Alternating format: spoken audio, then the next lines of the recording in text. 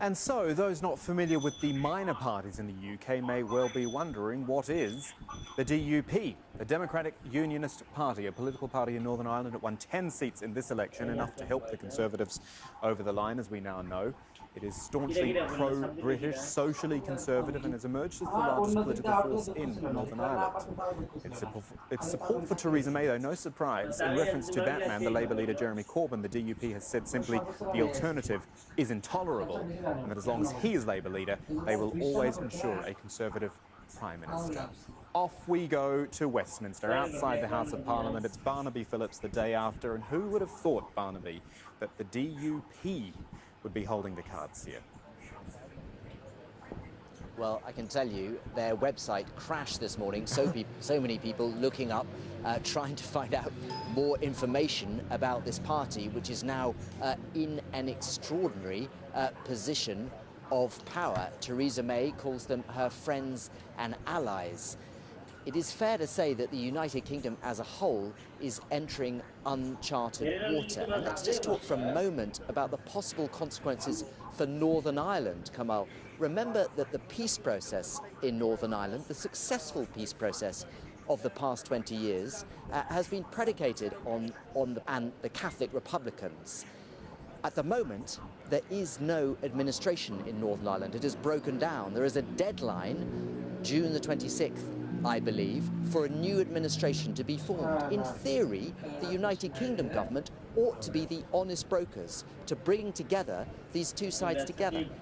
What if this United Kingdom government is being held up, propped up, is beholden to one of the sides in that intractable political problem in Northern Ireland? You can begin to see the sort of repercussions and the many, many difficulties that are going to confront Theresa May. We haven't even spoken about her own party. We haven't even spoken about Brexit. So let's talk about her now. There is no doubt, and this is where I find myself a bit conflicted, Barnaby, there's no doubt she won. She and the Conservatives got the most votes. They won this. Theresa May. We haven't even spoken about her own party. We haven't even spoken about Brexit. So let's talk about her now. There is no doubt, and this is where I find myself a bit conflicted, Barnaby, there's no doubt she won. She and the Conservatives got the most votes. They won this election, though they didn't get their majority. But it hasn't worked out how Theresa May wanted. She wanted that strong mandate. She wanted to be even in an even stronger position than she was, and she isn't. Is she now compromised, can I say? Oh, she's certainly compromised. The issue really is she damaged goods beyond repair? Remember a couple of things, Kamal. She didn't need to call the election. She gambled wrongly because she thought she'd win a big majority. And then look at the nature of the campaign. It was shambolic. It was opposition politicians saying this morning, and I think many people within her own party agreeing, it was insulting to the British people in terms of how little information was divulged.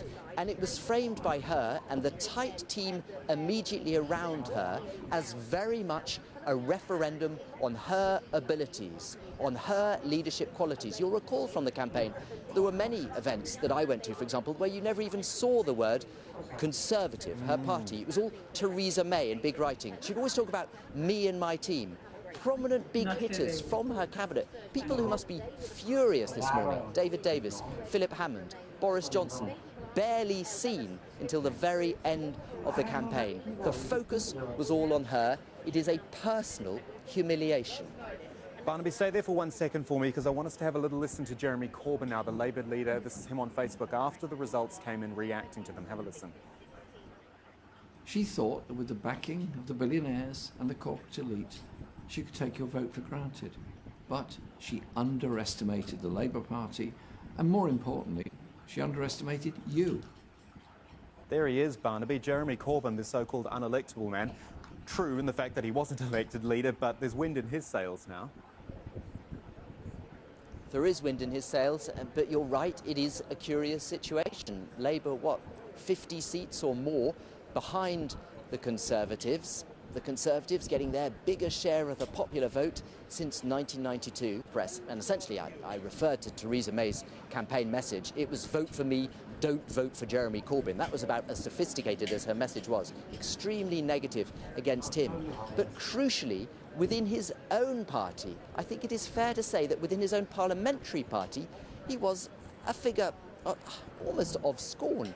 180 Labour MPs a year ago signed a motion of no confidence against him. That was 3/4 of the parliamentary party tried to get rid of him. The old Blairite wing of the Labour Party, which governed this country, don't forget, from 1997 to 2010, has never really made peace with the Corbynite wing. They've seen him as too left-wing, they've seen him as unstatesmanlike, simply unelectable. Well, it's true, he has not won a majority, but he has far exceeded expectations. And I've seen him in the House of Commons over the last year, and frankly, he is often a wooden performer in Prime Minister's Question Time. Something clicked during this campaign. He grew into it. He grew more relaxed. He evidently enjoyed himself. He had real policies to sell, spelt out in his manifesto in a glaring way that the Conservatives did not. And you just felt the longer the campaign went on, the better he was doing. And that's why some Labour MPs today are frankly saying, if only the election had been in a week or two's time, we would have overtaken them.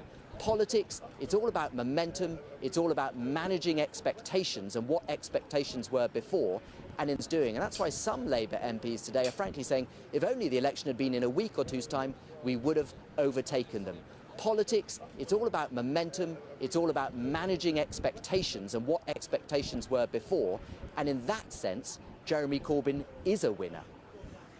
Fascinating, isn't it? Barnaby Phillips, at Barnaby Phillips on Twitter if you want to connect with him. He's in Westminster for us today. Well, one of the other big stories of this election was in Scotland, where the Scottish National Party lost more than a... It's a fascinating thrill ride, isn't it, this general election? Just listening to Barnaby, this story just grows and grows and grows. The situation here in Scotland with the SNP is a really interesting one, and the key thing to remember is the general election. Just listening to Barnaby, this story just grows and grows and grows. The situation here in Scotland with the SNP is a really interesting one, and the key thing to remember is they are still the biggest party here. They are the biggest influencers, and I think maybe it's just the optics, but the way that it's been seen here in terms of their losses is that they've been in power, Kamal, for 10 years, and so they had to defend their record on public services, health and education, as well as fend off, you know, lots of other attacks on their views on Brexit and, of course, IndyRef too. So I think that accounts for their losses in terms of seats. What's pretty interesting, though, is that the Scottish Conservatives, led by Ruth Davidson, who's a very popular figure here, because I think she's totally different than the stodgy, kind of crusty old Westminster Tory stereotype. And she cleverly got out there on a platform of, you know, keep the UK together. And what that did was it polarised all the debate here in Scotland around the election, much to the frustration of people who did want to talk about other issues. But what it meant was that the Scottish Conservatives saw a real comeback here. And isn't it ironic that the Scottish Conservatives, a force that was, you know, you were laughed at if you even admitted that you voted Conservative in Scotland, have actually got enough seats to prop up the influence of the Conservatives in Westminster.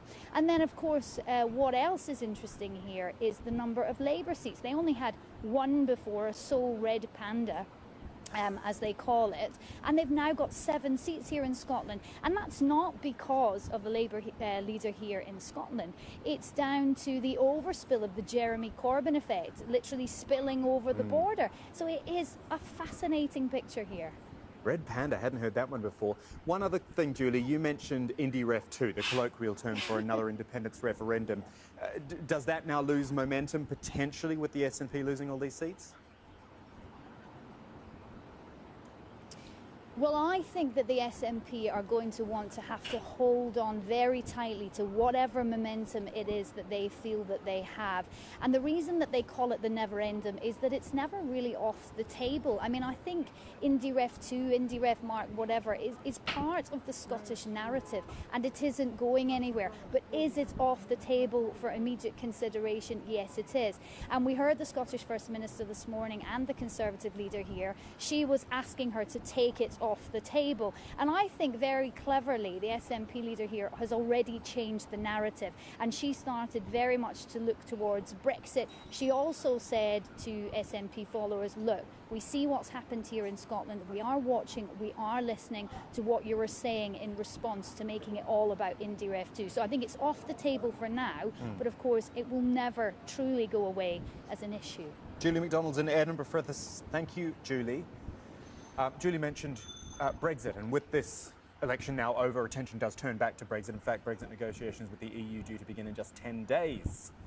Remember, Theresa May campaigned on the idea of a hard Brexit, maintaining very few ties with the EU. She ruled out staying in the single market and said there would be limits on immigration from Europe. Jeremy Corbyn, for his part, he took a slightly friendlier approach to Europe. His party's manifesto promised to guarantee the rights of EU citizens in Britain. Regardless of any of these positions, Britain's departure from Europe is set in stone for March of 2019. Joining us now, Michael Paget-Joyce, barrister at Outer Temple Chambers. He specialises in UK and EU law. Michael, we'll talk more about Brexit in a moment. I just want to read you, first of all, a comment, though, we've got from one of our viewers watching on Twitter, and they've said, and I think we have to remember this, only in politics does a win get portrayed as a loss. The fact is the Conservatives won a third general election in a row. A win is a win. And we do have to remember that.